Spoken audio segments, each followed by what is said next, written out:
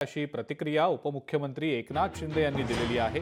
निकषांवर बोट न ठेवता शेतकऱ्यांना मदत देणार, शेतकऱ्याला तात्काळ दिलासा देण्याची प्रक्रिया सुरू असून केंद्र सरकार सुद्धा शेतकऱ्यांच्या मागे उभं राहील असं उपमुख्यमंत्री एकनाथ शिंदे म्हणतात। जमीन खरडून गेली आहे, जमीन वाहून गेलेली आहे, जनावरांचं नुकसान झालेलं आहे, जीवितहानी झालेली आहे, घरांची पडझड झालेली आहे।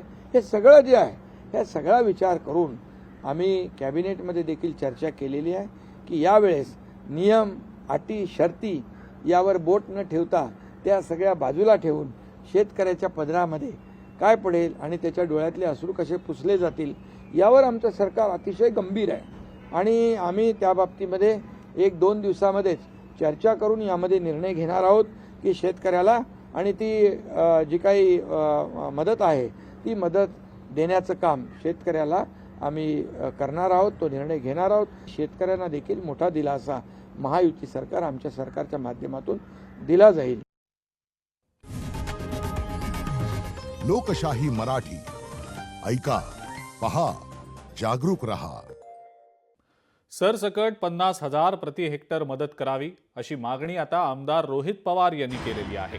सोबतच ओला दुष्काळ जाहीर करावा याचा पुनरुच्चार देखील त्यांनी केलेला आहे। शेतकऱ्यांची कर्जमाफी लवकरात लवकर करावी असं सुद्धा रोहित पवार म्हणतात। तर त्यावर आता प्रत्युत्तर देखील दिलं गेलेलं आहे। ओला दुष्काळ असतो का कुठे असा सवाल विखे पाटलांनी उपस्थित केलाय। ओला दुष्काळ ही व्याख्याच नाही असं सुद्धा विखे पाटील यांचं म्हणणं आहे। आम्ही या प्रशासनाच्या माध्यमातून सरकारला मागणी करत आहोत की हेक्टरी सरसकट 50,000 रुपये हे आमच्या शेतकऱ्याला तिथं देण्यात यावं।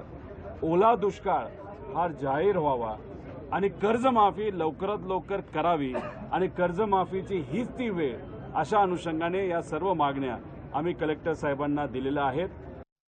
तुमच्या नेत्यांना विचारून घ्या ना एकदा की ओला दुष्काळ असतो का कुठे? उगाच लोकांचा बुद्धिभेद कशा करता? जर त्यांच्या नेत्यांना जर माहीत आहे की ओला दुष्काळी व्याख्याच नाही आहे, काय आपण जेव्हा दुष्काळ जाहीर करतो त्यावेळी पाण्याची टंचाई स्थिती आहे, त्यावेळी आता सरकार आता या सगळ्या झालेल्या परिस्थितीचा अंदाज माननीय मुख्यमंत्री महोदय घेत आहेत आणि स्वतः त्यांनी काय सांगितलं ना की या सगळ्या आपदग्रस्त शेतकऱ्यांना किंवा भागाला आपण सरकार मदत करणार आहे। आता आकडेवारी फक्त अंतिमता तयार होते, ते आल्यानंतर स्वतः मुख्यमंत्री अतिशय संवेदनशील आहे, स्वतः वेगळ्या भागात दौरे केलेत त्यांनी, कालही आढावा घेतला त्यांनी। मला वाटतं विरोधकांकडे काही नाही आहे सांगण्यासाठी, फक्त राजकारण करतायत ते। बिहारमध्ये महिलांना 10,000 द्या असा प्रस्ताव होता का? महाराष्ट्रातल्या लाडक्या बहिणींना पुढच्या 6 महिन्याचे हप्ते द्या अशी मागणी उद्धव ठाकरेंनी सरकारकडे केलेली आहे। विरोधकांना लाडकी बहीणवर बोलण्याचा अधिकारच नाही असं प्रत्युत्तर एकनाथ शिंदेंनी दिलेलं आहे। विरोधकांनीच लाडकी बहीण योजनेला विरोध केलेला होता असाही टोला आता एकनाथ शिंदेंनी लगावलाय। याशिवाय लाडकी बहीण योजना कधीही बंद होणार नाही याचा पुनरुच्चारही उपमुख्यमंत्र्यांनी केलेला आहे। बिहारमध्ये प्रस्ताव दिला होता का पंतप्रधानांकडे की महिलांना 10,000 रुपये प्रत्येकी द्या म्हणून प्रस्ताव दिला होता? कसे दिले पंतप्रधानांनी? म्हणूनच माझं म्हणणं आहे की ही सगळी थेरं बंद करा। महाराष्ट्र होळा भाबडा म्हणून तुम्ही त्याच्यावर वेडावाकडा अन्याय करू नका। जसं निवडणुकीच्या वेळेला 2-3 महिन्याचे हप्ते लाडक्या बहिणीचे तुम्ही दिले होते तसे पुढच्या 6 महिन्याचे हप्ते लाडक्या बहिणींना आत्ता द्या। लाडकी बहीण योजनेचा तर विरोध केला होता या लोकांनी, लाडक्या बहीण योजनेसाठी कोर्टात गेले होते विरोधामध्ये, त्यांना काय बोलायचा अधिकार आहे? आणि म्हणून लाडक्या बहिणीच्या योजनेत खोडा घालणाऱ्या सगळ्यांनाच लाडक्या बहिणीने चांगला जोडा निवडणुकीत विधानसभेचा दाखवला आहे, अजून काय दाखवायचं बाकी आहे का? त्यामुळे तुम्हाला सांगतो लाडकी बहीण योजना बंद होणार नाही। आम्ही महायुतीने ते सुरू केले, मी मुख्यमंत्री असताना आम्ही तिघांनी निर्णय घेतलाय आणि ती योजना कधी बंद होणार नाही। आणि विरोधकांनी किती यावर अफवा पसरवण्याचं, बदनाम करण्याचं कारस्थान केलं तरी सुद्धा आमच्या लाडक्या बहिणी त्याच्यावर विश्वास ठेवणार नाहीत। एसटी महामंडळानं 10% लागू केलेली भाडेवाढ आता रद्द करण्यात आलेली आहे। उपमुख्यमंत्री एकनाथ शिंदे यांच्या निर्देशानुसार परिवहन मंत्री प्रताप सरनाईक यांनी ही घोषणा केलेली आहे। प्रवाशांनी भाडेवाढीसंदर्भात नाराजी व्यक्त केल्यानंतर हा निर्णय आता मागे घेतला गेलेला आहे।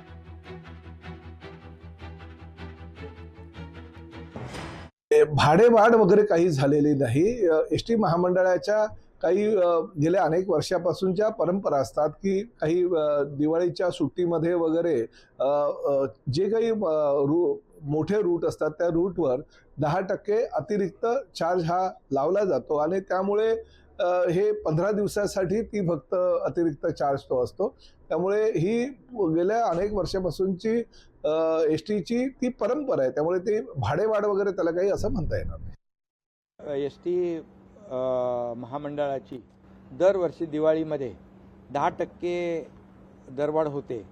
हे कायम सुरू असलेली प्रक्रिया आहे. परंतु आजच्या परिस्थितीमध्ये जी काही महाराष्ट्रामध्ये पूर परिस्थिती निर्माण झालेली आहे आणि म्हणूनच मी परिवहन मंत्री प्रताप सरनाईक यांना सूचना केलेल्या आहेत की अशा परिस्थितीमध्ये जरी एस टीला दिवाळीमध्ये तुमची प्रक्रिया ही जी कायमची सुरू असली तरीसुद्धा यावेळेस त्याला अपवाद केला पाहिजे आणि पूर परिस्थितीमुळे हे 10% जी भाडेवाढ आहे ती यावेळेस रद्द करावी आणि ती तशा प्रकारचं ते परिपत्रक काढतायत आणि 10% होणारी भाडेवाढ जी आहे ती रद्द होईल.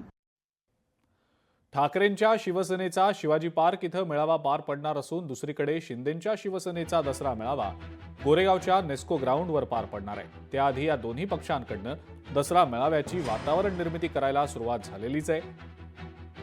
बॅनर्स आणि होर्डिंग्ससह सोशल मीडियावर टीजर्स देखील आता प्रसारित केले जात आहेत. शिंदेंच्या शिवसेनेनं दसरा मेळाव्याच्या निमित्तानं आज दुसरा टीजर लॉन्च केला आहे.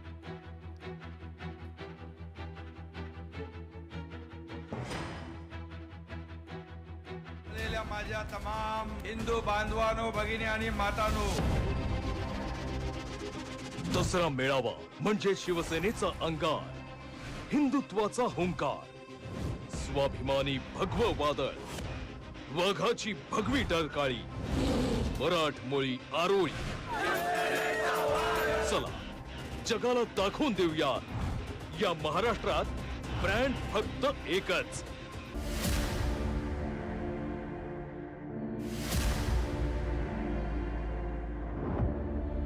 जमलेल्या माझ्या तमाम हिंदू बांधवांनो, भगिनी आणि मातांनो,